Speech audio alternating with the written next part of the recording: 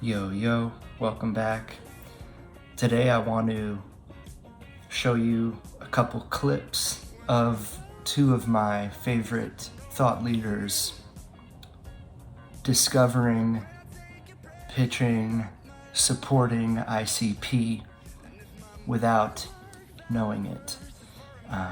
Without further ado, let's start off with Chath from the All In podcast. Do you see an opportunity for the intersection of blockchains and AI?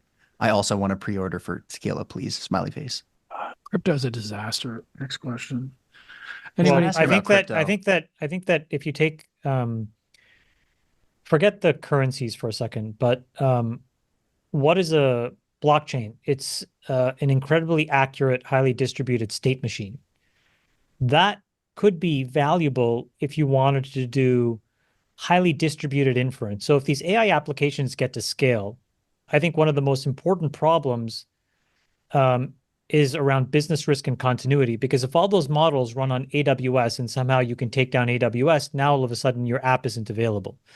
That's a problem for companies. It's also a problem for countries that may want to use these clouds.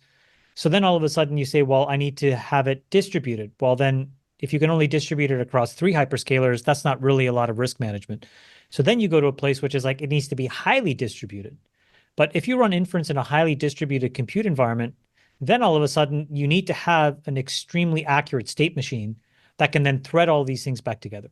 So that's the intersection of AI and crypto that's probably the most logical, but there hasn't been any real attempts to figure that out yet. So it looks like Chamath is definitely onto something. He definitely realizes that Amazon Web Services is not a secure platform to rely on for things like the military, for example, or highly sensitive technological AI models that don't want to be leaked to whoever is tampering with Web 2. So let's move on to Jordan Peterson, and we'll summarize shortly. A free market, free exchange economy is a gigantic distributed computational device. Basically, yeah. Right, exactly. Which, funnily enough, one of the big problems for command economies is called the computation problem, because no central body can actually compute, the ins and outs of. Right, exactly. Right, that's a fatal problem, right? Because it doesn't have the computational power. It certainly doesn't have the speed of data recognition. It doesn't have the on-the-ground agents if all of the perception and decision-making is centralized, right? It's way too low resolution. It's going to crash. Okay, and I think that's comprehensible technically as well as ideologically.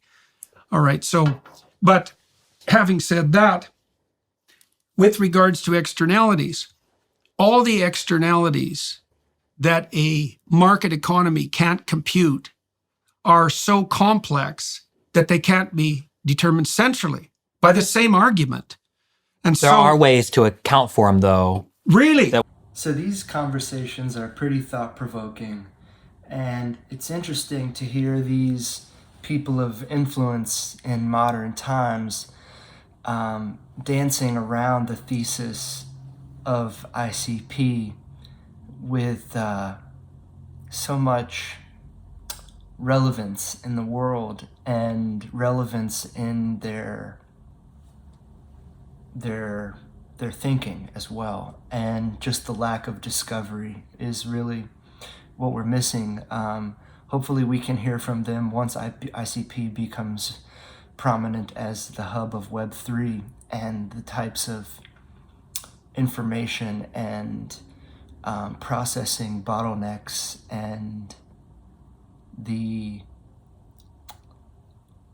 just the security bottlenecks as well that are stopping us right now. Hopefully those are all a thing of the past, but nonetheless, pretty interesting.